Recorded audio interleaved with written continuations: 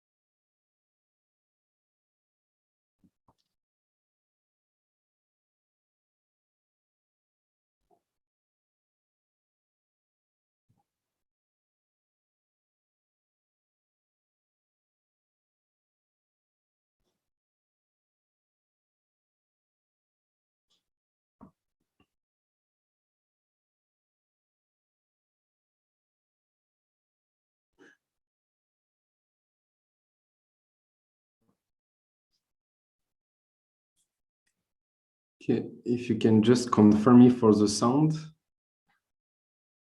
if it's okay.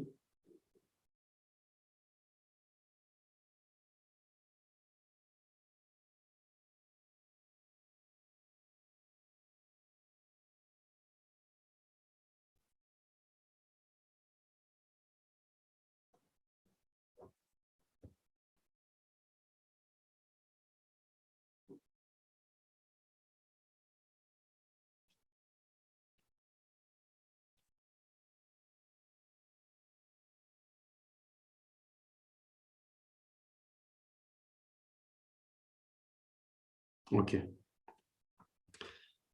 Quite a big latency.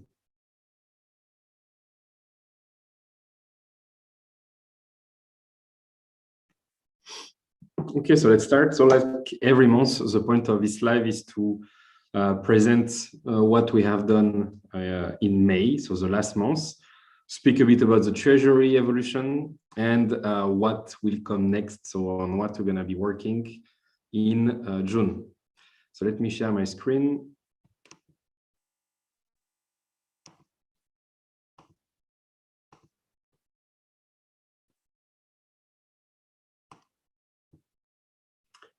And let's start.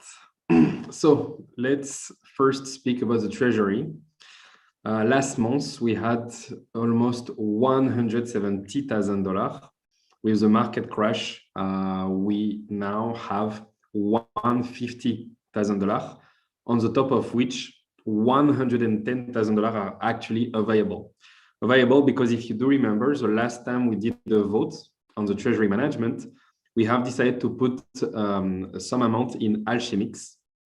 So we have deposited 50K there, and we have borrowed 25,000 all USD that we have then converted into DAI to buy Curve, CRV token. Then we have staked and vested the Curve token for 4 years, which allow us to earn somehow the dividends, so the fees generated on the Curve platform, as well as the Ellipsis token every Friday. So this is why there is only $110,000 available, because we have those 50K, almost 40K, which are being blocked on Alchemix for 2 years. On Zapper, you may not have this exact amount because Zapper still do not take into account jFiat. I texted them, maybe because last time we were not on CoinGecko, so maybe they couldn't add support for our token. Yet, for now, they are not showing up. So I just added them here in my screenshot. So on SushiSwap, we have also some jFiat liquidity. This is why you have this discrepancy between what you can see on Zapper and what here I'm presenting to you. This is the detail. So we have still a significant amount of UMA token. What is interesting is the Ellipsis token that we started to receive. So it's been 2 weeks now that we started to implement the strategy voted for the last month. We have received this in Curve, so almost $100 of fee. We are farming on Jarvis. so far $650 since 2 weeks. This is something interesting. It was not mentioned in the last vote, but actually the money on Alchemix is not blocked for 2 years. Actually, it's being unblocked every second, of course, for almost 2 years. So right now we have almost 800 DAI, which are available to be withdrawn and that we can use to, for example, buy something else or reinvest in one of the farming strategy. The USDC are coming from the fees that are generated every time there is a swap. And we have 2 sushi swap pool, one of $36,000 that contains Swiss franc and USDC, and one of $14,000 which contains UMA token and ETH. Of course, there was a market drop, so we all suffer from it. And this is why, even though we have less treasury than last time,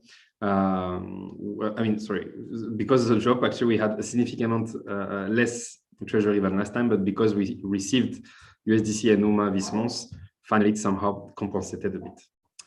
$1,400 also in sushi since we started to farm using the UMA ETH pool. This month, the committee is invited to decide what do we do. So I think it's in 2 weeks that we'll do a rebalancing of the current treasury. So either we keep exactly what we have done before, meaning that we're gonna sell some UMA to buy some DAI, that we will lock in Alchemix to borrow ALUSD and to buy Curve token that we're gonna lock, or we change that is a strategy. I mean, it's up to the governance. So I invite you to go to the forum and start to discuss, because in 2 weeks there will be a vote in order to implement the new treasury management for the upcoming months. This month, we received almost 7,000 UMA token. 50% have been sent to the liquidity provider on the AMM and in Synthereum. So since we started the farming program, now 40% of the UMA token are added to the reserve contract. I'm going to speak about the reserve contract a bit after. And 10% were sent to the Synthereum broker liquidity provider. 50% is kept in the treasury. And the treasury has received also 2,400 USDC, 50% of which has been sent to the reserve contract as well, because for the farming, we are sharing the fee we generate. A bit of the ecosystem. So right now, the TVL is $2.8 million, only USDC. $1.7 million of synthetic fiat have been minted. In terms of liquidity, in Jarvis, in the broker contract V1, there is still around $200,000 of available liquidity. This allows to buy around $380,000 of synthetic assets. But also, since $1.7 million of synthetic assets have been minted, you can also sell $1.7 million of synthetic assets without slippage. We also have $3.15 million of liquidity on SushiSwap. It's quite a big amount. So 1.4 in euro and 800 in GBP and in Swiss franc. This is pretty cool because it means that even though it's still better to trade on Jarvis, whether he wants to buy or whether he wants to sell, if at some point the liquidity is drying out and no one can buy directly on Jarvis, you know what, for now you can rely on SushiSwap, and actually you can have pretty decent prices, even though you have the slippage for a small ticket from 10 to 20K most probably. Also, this month we have listed, I think it was Swiss franc or euro, it was euro on Uniswap V3. There is just 13K which have been deposited there. It was just to test because we're going to start working, of course, on the next farming program that will occur on Uniswap V3. And we wanted to play around a bit and to see what cool things we can do with those NFTs, because as you may know, now when you provide liquidity on Uniswap V3, you receive an NFT. And what I can say is that the $13,000 that we have deposited on Uniswap V3 are already more capital efficient than the $1.4 million currently deposited on SushiSwap. So this will be pretty cool because it means that if we park those $3 million of liquidity from SushiSwap to Uniswap v3, then we're going to have a very, very efficient exchange where we don't have when we don't have enough liquidity in Jarvis. So this will be one of our next steps. In terms of volume, it's not bad. Last month, we did $2.4 million of volume in Jarvis, which has generated $4.8 thousand of fees. Half of them goes to the Treasury, half of them goes to the liquidity provider, as you know. On SushiSwap, the volume exchange is $141,000. You have the breakdown here. And on SushiSwap, the fees generated have been $350. This is very low. And our goal, of course, is to increase considerably this amount. But there are two main issues for now. The first one, of course, is the Ethereum gas fee, as well as the SushiSwap and the Jarvis fee. Why people will trade on an AMM? Why they will go on SushiSwap or Uniswap instead of trading on Jarvis?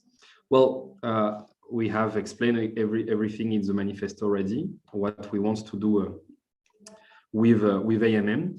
And most likely, I won't expect people to trade on AMM. I mean, most of the volumes will happen on Jarvis. But if you remember the manifesto, the idea is to trade, so to take long and short position, but using an AMM, not to buy or to sell, but to provide liquidity. So the idea here is that if you want to be long or short, you provide liquidity on SushiSwap. And then what we want is arbitrager who will constantly trade between Jarvis and the AMM, because as you know, AMM, if there is no trade, the price remains the same. So as soon as the price on euro-dollar moves, then you need to make an arbitrage to rebalance and to have the same price on SushiSwap. The problem is that first, with Chainlink on Ethereum layer 1, we change the price of our forex pair only when there is a movement of 0.3%. The second issue is that on Jarvis, right now, we have a fee of 0.2%, and on SushiSwap, you have a fee of 0.3%. If you add to that the gas fee that you have to pay, most likely you will not make money if you want to do an arbitrage. So this is why for now there is very little volume on the AMMs and very little arbitrage. And this is also why we still don't have a very, very strong peg. Yet the peg is almost okay on the AMM, but it's not perfect. To change this, what we have to do is to decrease the frequency at which Chainlink is updating the price, to decrease our fees as well, and most likely to decrease the fee also on SushiSwap. On SushiSwap is not possible, but on Uniswap v3, we can decide what are the fees. So for example, we will put the fees at 0.05%, and on Jarvis, most likely it will drop to 0.1% or even lower. For Chainlink, we can't do anything on Ethereum layer 1, but we could if we were deploying elsewhere on Polygon, Arbitrum, and so on and so on. So what I'm telling you is that basically it will be very hard unless we have way lower gas fee and at some point maybe a more frequent update from Chainlink side to do some arbitrage on layer 1. And so this is how we can see volume on SushiSwap for people who will constantly do arbitrage. But most likely what I expect is to have this exact scenario happening on side chains and layer 2. This is why it will be very important for us to move there as soon as we can. So what did we do this month? So first, we had to refactor the contracts that we had already finished the month before. We had received our second security audit, so we wanted to change some stuff to address minor securities issues that have been found. There were no critical vulnerabilities that have been found, so it's our second security audit. So we had to do some changes. Also in May, we couldn't be super mega productive. As you may know, it's a month full of days off and different religious, days off. So we never had almost the full team. I mean, some week it was part of the team that couldn't make it. But regardless, so this month we refactored the contract. So now they are ready. We finished all their testing. and we submitted them to UMA to vote them. So it will be the UMIP 94 and the UMIP 95. The vote will happen in 2 days. As soon as these votes are happening, we can deploy the rest of the contract. This is what I will explain you after, what we're going to do next month. The UMIP 91 and the UMIP 92 have been done and approved. So what is it here? The idea was to add UST, which is a stable coin of the Terra blockchain, which is used by Mirror, for example, but also YV USDC. So I will explain you why those two are strategic for us. So the UST is the collateral which is used to mint synthetic stocks on the Mirror protocol, which is running currently on the Terra blockchain. They have wrapped their stocks, their synthetic stocks, from Terra to Ethereum and also BSC. And on Ethereum, they have made liquidity pools on Uniswap against UST, which means that if today you want to buy on Ethereum layer 1 Apple stock or Netflix stocks, whatever stocks they provide, either of course you can do it on synthetics, or if you want to use Mirror, the best is to exchange whatever token you have for UST, and then with the UST you buy directly the stock. Of course, Uniswap does this automatically. If you have Ether and you want to buy synthetic Apple, Uniswap will just exchange your Ethereum for USDC or for UST, and then USDC for UST, and then UST for the stock. So what's important for us? This is because of our atomic swap. So the atomic swap, if you remember, it allows to exchange one of our synthetic assets for another token, for example, Bitcoin or Ether. And again, I will remind you how does it work. First, you burn the JEuro, for example, for USDC, and then the USDC is sent to Uniswap. And on Uniswap, we use the USDC to buy Ether, for example, using the ETH USDC pool. Since we have added UST as collateral, we can now launch a broker contract not using USDC, but using UST. And we can let people mint JEuro using UST, or so they can buy JEuro, or they can sell the JEuro. And for someone who has JEuro and who would like to buy, for example, Tesla stock, what will happen is that the JEuro will be burnt for UST, and then the UST will be directly exchanged for the Tesla stock on Uniswap. So doing that, we can basically connect the two protocols.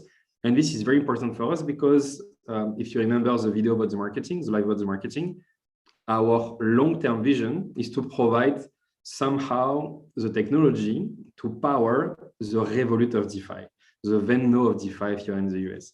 The idea is to provide anyone a convenient wallet where they can, of course, buy any synthetic fiat, but also they could trade anything. If they want to buy Bitcoin, if they want to buy Netflix stocks, they could do it directly with their fiat. So imagine someone in Switzerland who is buying synthetic Swiss franc with us, and then they want to buy Bitcoin and Apple stock. So what they will do, they will just exchange through our atomic swap feature the J Swiss franc for Bitcoin and the J Swiss franc for Apple stock using the atomic swap and either UST for the stocks or USDC or even ETH, because we will also launch a ETH broker contract in the future with our system. So it was quite important to have the UST. The YV USDC, the reason is a bit different. I will explain you a bit after in the next slide what we'll do with Yearn. Because if you don't know, the YV USDC is the USDC that you are depositing in Yearn, in the vault, in the USDC vault. So to better understand why it is very strategic for us to have the YV USDC, I need to explain you, I will explain you actually after when I will explain you what we're going to do next month. So just hold with me for that. What else did we do? We finished the unit testing of the atomic swap. And now we are working on making it more universal. So, for example, we developed the first atomic swap contract and we hard-coded everything. So it was only to exchange Bitcoin for JEuro. Of course, now we want to exchange any synthetic asset for any token, and after also on any exchange. For now, it only works with Uniswap v2. So now we are working on making it a bit more modular, flexible, so it can support any kind of token. We have launched the farming contract and started the farming program, as well as the interface for that. And we have finished the interface for claiming the GRT, so investor will soon be able to claim their locked GRT. As I said, we have launched our farming program. We did a video to explain how does the Aureus token work. So the first week, 782 UMA tokens have been added to the reserve. And the second week, which ended yesterday, actually today, 1,000 UMA have been added. There is 11 weeks left. And if we keep the same path, in the same pace, most likely the median every week will be to add around 900 UMA token to the reserve, which means that in 11 weeks, the reserve will hold 9,900 UMA token. If the price is the same as today, it will be $138,000, which means that the Aureus price estimation will be $2,000. Today, the price is $4,000. Does it mean that the price is overvalued? First, it's not. It doesn't belong to me to tell you this, but my opinion is that this could be the correct price, 4K, because I said if we keep going at this pace, we will receive almost 900 UMA token per week. But quite soon, we will, after the vote of UMA next Friday, we will launch the banking contract and the self-minting. This will allow to mint first using UMA token. So we're going to address the UMA community to come to participate to our farming program. Then we'll add the CRV, collateral, and so on and so on. So the thing is that since we will add more and more collateral, we'll add more and more possibility to farm. And so we may receive more UMA token. So this is why this is like the conservative approach if we stay at this pace. Also, there is something important to mention that we learned yesterday. The UMA reward program will change at the end of July. So this won't change until the beginning of August, but for the month of August, the way UMA is structuring their reward program will change, and this will, of course, affect the Aureus token. It may affect it positively, it may affect it negatively. As soon as we have more information about what design they want to do for their new mining program, I will let you know, of course. And the reason why they're changing it is to avoid to abuse and to game the system. Because, for example, we could say, okay, let's do GRT as collateral. We could then deposit all the GRT that, for example, the Treasury has. I think it's like 80 million GRT. And then we could mint quite a huge amount of synthetic asset and get all the UMA token every week. So, of course, we don't do that, but to prevent this kind of thing to happen, the way the UMA reward program is structured will change, and again, this will affect the Aureus token. What we want to do for the next month. So first, right now, we are currently working on the self-minting UI, so for the banking contract. So we're gonna work on it during the whole month, and hopefully we can deliver a UI in June, so people can start to do it. Before the UI to be released, people will be able, we're gonna do a tutorial to mint synthetic assets directly using Etherscan, for example. Then after the vote of Friday, there is also the broker V2 contract that will hopefully be approved. We will need to move the liquidity from the broker V1 contract to the broker V2 contract. And this will allow, if you remember, twice more scalability, basically. So right now, for example, the leverage of liquidity provider on Synthereum is 2, meaning that if a liquidity provider deposits 1,000 USDC, there is a maximum of 2,000 USD worth of synthetic asset that can be bought. So leverage 2. Now it will be leverage 4. So if a liquidity provider deposits 1,000 USDC, there is up to 4,000 USDC that can be bought of synthetic assets. So it makes the contract way more liquid, which also means that it is way more capital efficient. And this could push further the limit of the protocol. Then what we'll do is, of course, to integrate the new broker V2 contract and the atomic swap in jFiat exchange. Actually, we started to work on this this week. So the idea is basically to, when you have the contract, okay, it's good, but you can't interact with it. So the idea for this month will be to work on jFiat exchange interface. So now it can communicate with the broker V2 contract and it can propose to do some atomic swap. Atomic swap will require some tweak on the UI. We'll need to add slippage because even though on our side there is no slippage, on the side of Uniswap there will be. So we need to ask the user, like you do on Uniswap, how much slippage you want and this kind of thing. Also, we will work next month on something very important for the projects, which actually is most likely one of the most important pieces, actually. It's the USDC wrapper. I will re-explain you this at the end of this live. So like that, I can give you all the detail without, I will give you all the detail. Then what we'll do, very cool also, first steps on Polygon. So I'm pretty aware of the security, let's say, drama on Polygon. I know the first just it's a sidechain, so there is this problem that the staking, because it's a POS sidechain, the value of the Matic token staked may be lower than the value of, the value of everything which is happening right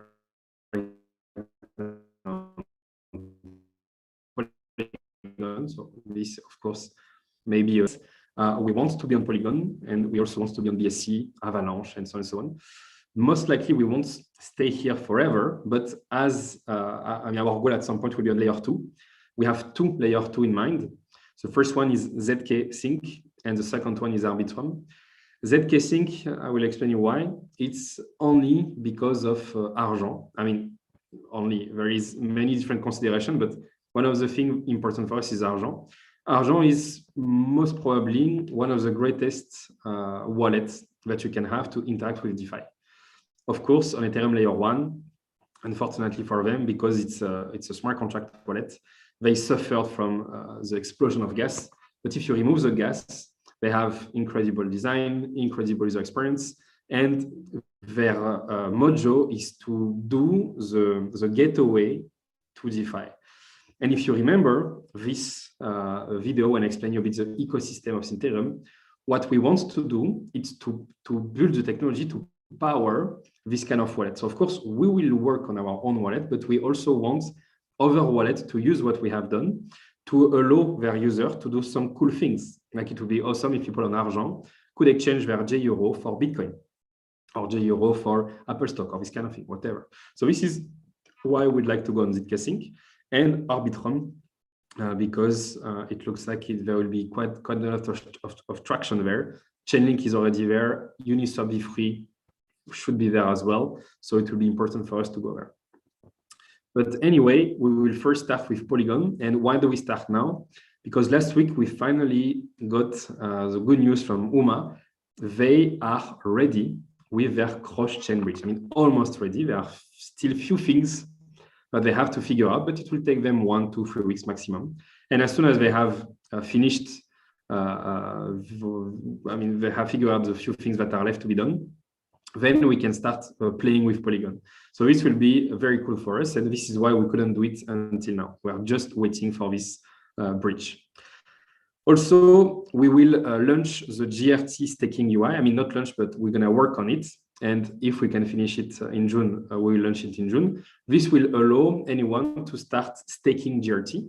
And then there will be a governance vote to decide what we will do with our stake GRT? Do we do a GRT inflation, meaning that part of the GRT token will be distributed to the GRT staker? Or do we do a buyback GRT? So for example, part of the profit generated by the protocol are used to buy back GRT, and then the GRT are sent to the GRT staker? Or do we just send them USDC? I mean, this will be the governance that we have to decide that. And also, next month, we will launch 3 new synthetic assets, 2 which are, let's say, major, so the Canadian dollar and the Japanese yen, and 1 a bit more exotic, the Nigerian naira. So now let's speak a bit about the USDC wrapper. If you remember, we started working on a USDC wrapper a bit before the summer. And if you remember why, we had the idea that the collateral in USDC should not slip in its smart contract, but should be lent on Aave. And what we wanted is that 100% of the interest collected by lending those USDC on Aave should be sent directly to the liquidity provider. This was very interesting idea and design because let's say that on Aave, the average yield on USDC could be, let's say, 7% per year. As a liquidity provider, when you deposit 1,000 USDC, you know that, I mean, with the broker contract D1, up to 2,000 USD worth of synthetic asset can be minted. So for someone to mint this amount, they have to deposit 2,000 USDC in the contract. So you have the 2,000 USDC of the buyer, the 1,000 USDC of the liquidity provider, who is the seller. All together, those 3,000 USDC were supposed to be sent to Aave. And 100% of the interest will be sent to the liquidity provider, which means that if again, the interest will be 7% per year, the liquidity provider would have received 7% per year on the top of 3,000 USDC, while he only has deposited 1,000 USDC. So it's like if they have a leverage of 3 on Aave. We didn't do it because it multiplied basically by 2 or 3, I think, the gas price to mint a synthetic asset. So we decided that it won't be scalable to launch the protocol like that. Of course, now it's even worse. It is something that we will do, but we will use a different approach, which will be a bit more gas efficient. So it will be a bit more expensive than minting now, yet it will be way, way more expensive than the first approach we had. So what we'll do, first, we will most likely work with Aave and Wire. Aave for Polygon and Wire for ETH for Ethereum. And the idea is simple. When you deposit USDC in the broker contract, the idea is to wrap it into another USDC. So let's say a wrapped Jarvis USDC. And the collateral is the wrapped USDC. So when you will mint JEuro, the collateral will no longer be USDC, but the wrapped USDC. And then the USDC, which has been wrapped, is sent to another contract. And this contract can implement strategies. So the idea is that this contract, for example, could deposit the USDC on Aave or on Wire, start to generate yield, and distribute those yields to the liquidity provider. So why, as I said, it's very important strategic, because if you remember this multi-ecosystem layer, in order for everything to work, we need a lot of liquidity. We need liquidity in the broker contract, we need liquidity in the secondary markets, and we need liquidity in money markets.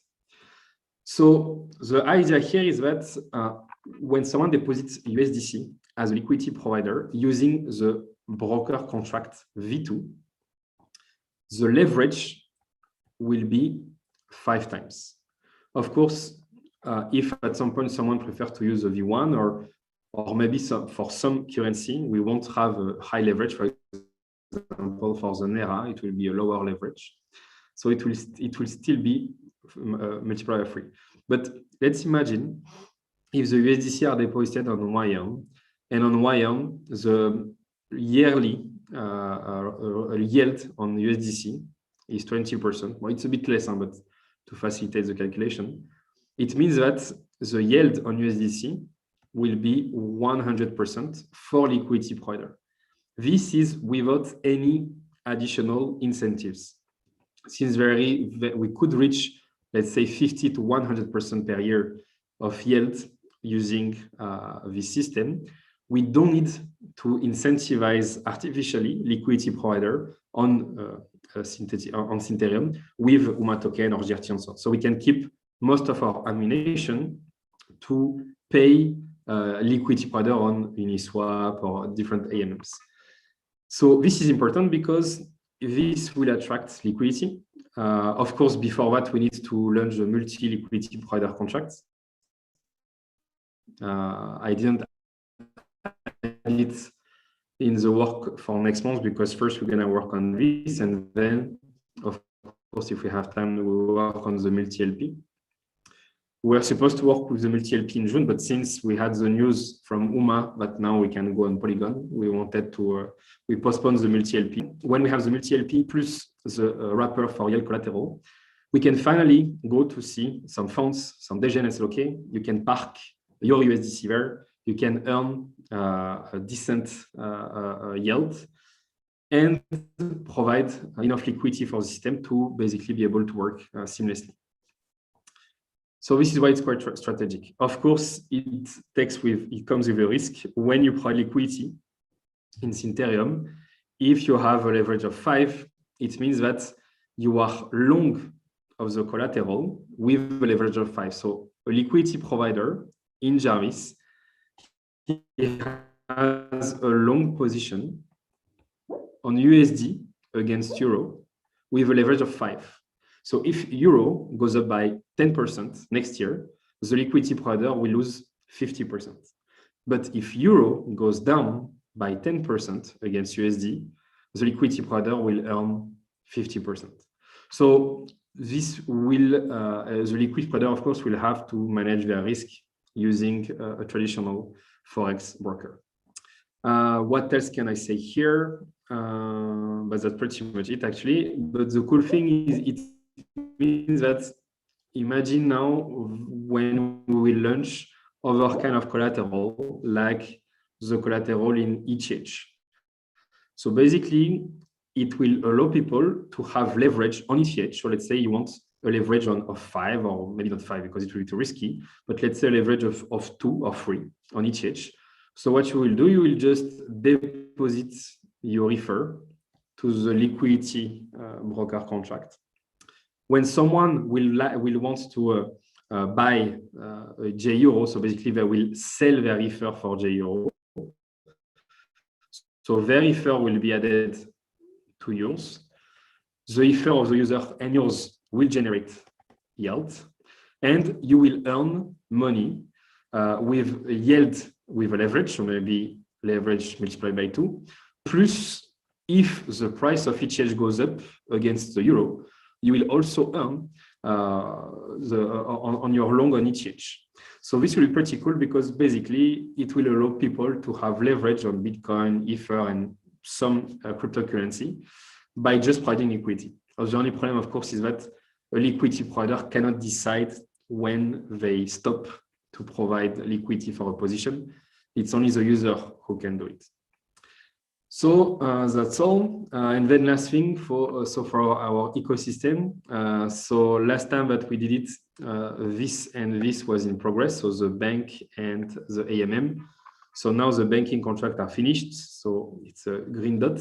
And we started to provide liquidity on AMM. As I said, we have now $3.1 million of liquidity in SushiSwap. So now I will let you ask any question that you may have. I will also read the comments. Okay, so if you have any question, feel free to ask them.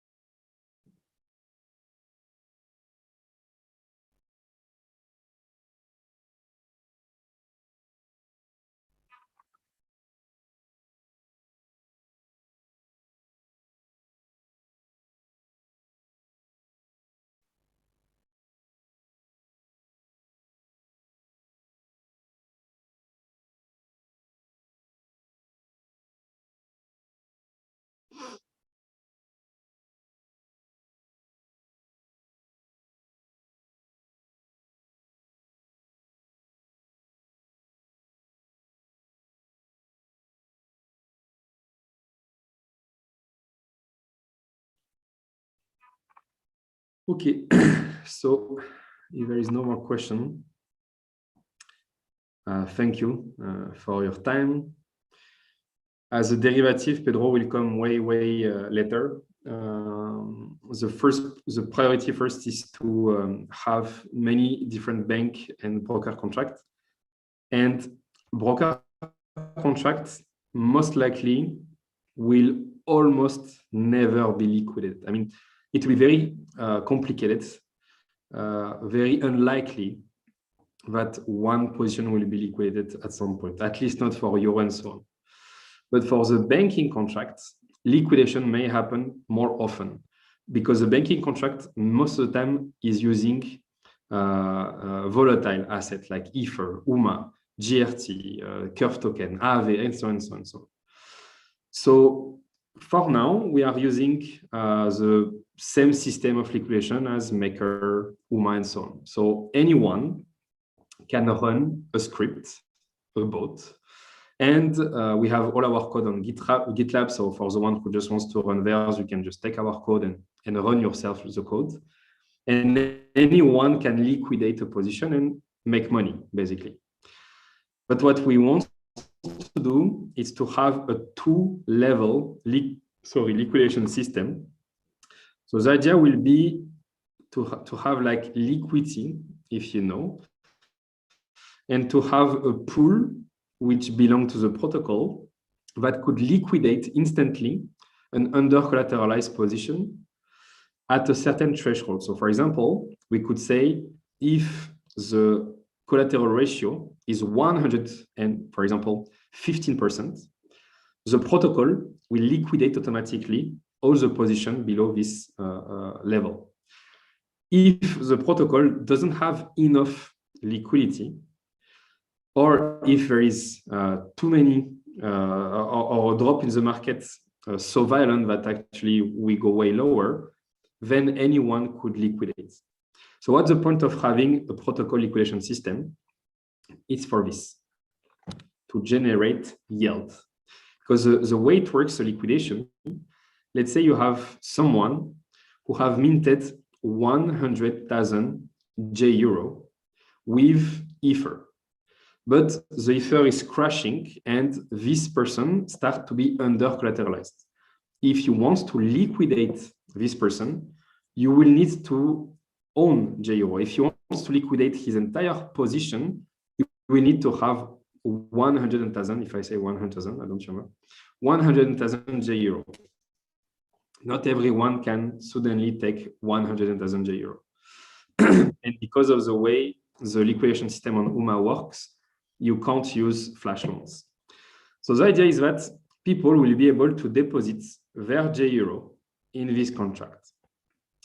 So most likely here we can have, for example, 2 million of JEuro. So those JEuro will never be used elsewhere than in this contract. Of course, if someone withdraw them, they could.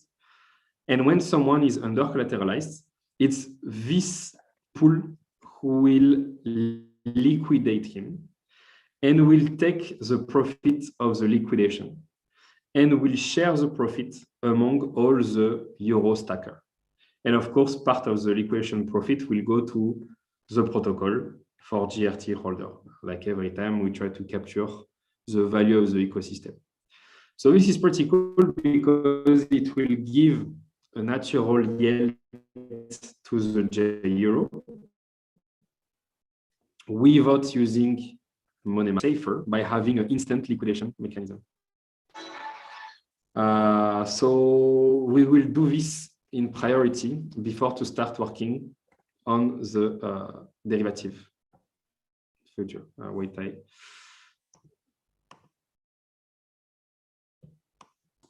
I clicked on the wrong button. So yeah, this is for the derivative. But the derivative will be important and interesting only on layer 2 because it's for leverage and because of the front-running risk and so on layer 1, it won't work. So what could be done with our GRT tokens in the coming months if we want to hold them? Yeah, so first in the coming month, there will be the stake GRT. There will be also the vested GRT, and that's all. Those will be the only way to generate profit with the GRT. Okay. So